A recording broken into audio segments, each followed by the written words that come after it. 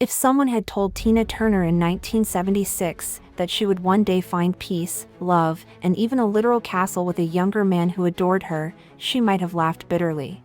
Or more likely, simply walked away, too exhausted to engage. In 1976, Tina was still entangled in a life that seemed like stardom, but was in fact a prison.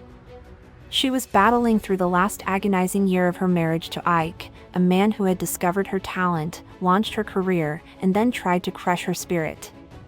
Tina met him in the late 1950s, and by the early 60s, the Ike and Tina Turner Revue duo became famous for their explosive live performances. But behind the stage lights and sequins was a deeply abusive relationship. She later described moments of extreme violence, manipulation, and degradation in her memoirs, a documentary, and multiple interviews. Every stage performance was powered not just by talent, but by raw survival energy. She stayed for years partly out of fear, partly because of her children, and partly because she didn't think she had a way out.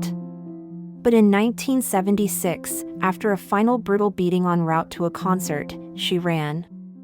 She had 36 cents and a gas card in her pocket when she left her husband of 14 years, for good. The years following her escape were not filled with instant success. She cleaned houses, played shows in small venues, and was nearly written off by the industry. By the early 80s, she was in her 40s. An age where female singers were often told to retire, especially black women, with baggage and no label. But she made a decision. She wasn't going to just survive.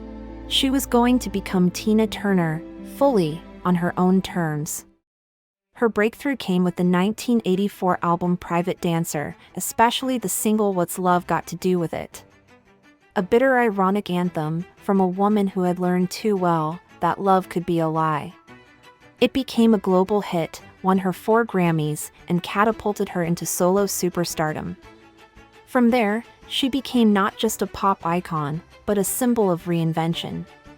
She toured the world, sold over 100 million records, and inspired a generation of women, especially survivors of abuse, to believe that freedom and greatness were still possible. And then, when she least expected it, love showed up on her path. Gentle, generous, and genuine.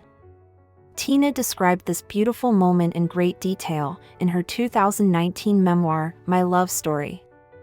In 1985, she meets Erwin Bach, the man who would become her husband years later.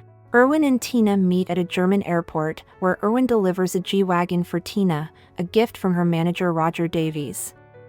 The connection between the 46-year-old Tina and the 29-year-old Erwin is electrical. Both have difficulty focusing driving from the airport. Tina studies his handsome face, notices his beautiful hands. In the book, Tina confesses that she was definitely not ready for this level of attraction and cannot believe this is even possible. The magnetic charge both Tina and Erwin experienced that day sets up the tone of their relationship for years ahead. Erwin, who was 16 years younger than Tina, wasn't dazzled by her fame. He was drawn to her as a person. Slowly and quietly, they built a relationship grounded in love, respect, and reliability.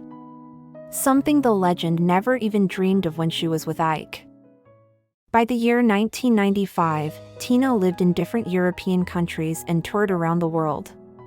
She had secured a prince. But what about a castle?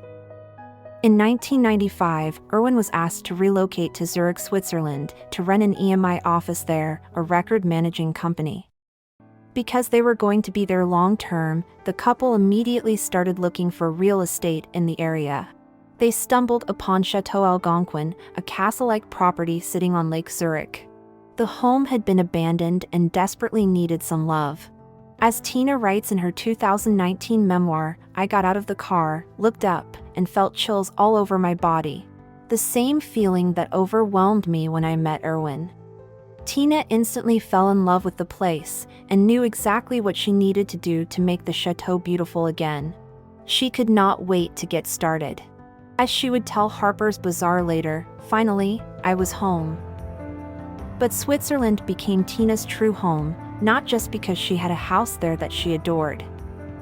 Tina fell in love with the peaceful lifestyle, culture, and privacy that Switzerland offered, especially in contrast to the constant media attention she faced in the US. She often spoke about how much she appreciated the country's calm atmosphere and natural beauty.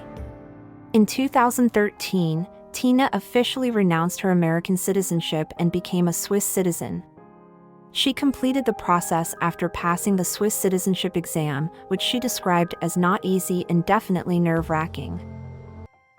This was also the year Erwin and Tina got officially married at their castle-like home. An event so magical that it alone deserves a book to be written about it. Tina Turner's story is not just one of survival. It's a quantum leap from darkness into light. She rewrote her fate with courage, discipline, spiritual work, and an iron will. By the time she passed away in 2023, she wasn't just a rock star. She was a woman of high value, unforgettable beauty, and unbelievable success.